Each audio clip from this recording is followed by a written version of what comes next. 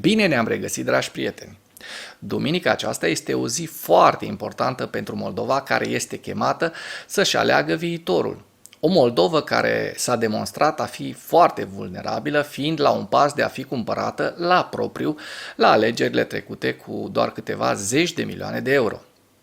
Sigur că democrații mai consolidate decât tânăra Moldovă, între care aș numi pe Statele Unite ale Americii și Marea Britanie, au fost păcălite, manipulate și chiar deturnate de către Rusia în alegerile din Statele Unite ale Americii în 2016, când Trump a profitat de sprijinul Kremlinului și, bineînțeles, de Brexitul Marii Britanii, care s-a dovedit a fi masiv finanțat de către Rusia.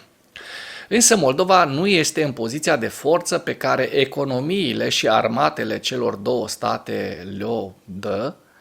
Uitați-vă la exemplul Georgiei, uitați-vă ce s-a întâmplat în Georgia, uitați-vă cum stau oamenii în Georgia în stradă, cum ies în stradă și protestează pentru că li s-a furat visul, li s-a furat viitorul copiilor lor.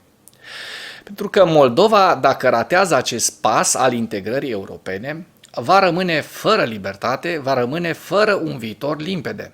Am văzut o campanie rusească bazată pe ură și frică, dar singurele lucruri de care ar trebui să vă fie vouă moldovenilor frică sunt pierderea libertății, care implică reintroducerea vizelor pentru Moldova și pierderea unor drepturi cetățenești importante de care se bucură moldovenii astăzi în Europa și în mod particular în România. Ajutorul financiar imens pe care România și Uniunea Europeană le-au acordat Moldovei nu poate fi compensat de către Rusia, care a ajuns la fundul sacului, de unde, în imbecilitatea sa, aruncă războiul și în propaganda de război.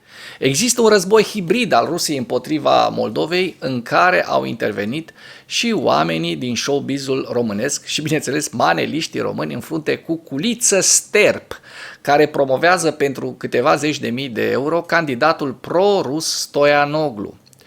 Poate că vă întrebați cât a luat Culiță Sterp pentru promovarea deșanțată pe care i-o face omului lui Putin, lui Stoianoglu.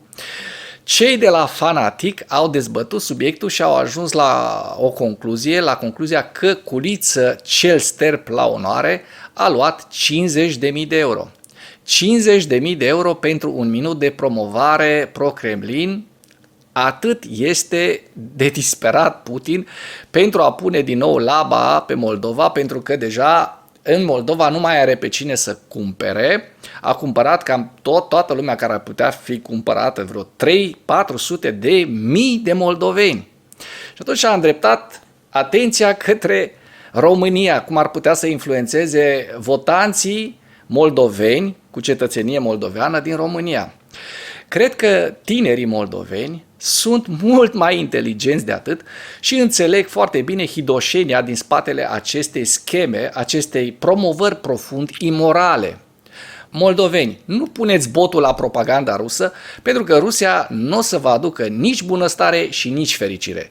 Rusia este un imperiu al răului care este la apus și nu este o soluție bună pentru Moldova, pentru o Moldovă mai bună, pentru o Moldovă mai prosperă. Soluția corectă pentru Moldova nu poate fi alta decât Maia Sandu. Voi singuri alegeți cum vreți să continuați de aici înainte. Într-un viitor mai luminos pentru copiii și nepoții voștri sau în trecutul întunecat și dureros pe care l-au avut străbunii noștri. Moldova nu costă 39 de milioane de euro. Nu uitați acest lucru. Acest lucru este crezut și acum de Putin la Kremlin. Putin crede că poate cumpăra o țară, a crezut și acum 2 săptămâni că o poate cumpăra, șpăguind zeci de mii de moldoveni, poate chiar sute de mii, pentru a-și vinde țara precum Iuda. Și Putin mai crede și astăzi că poate să facă același lucru și duminica aceasta.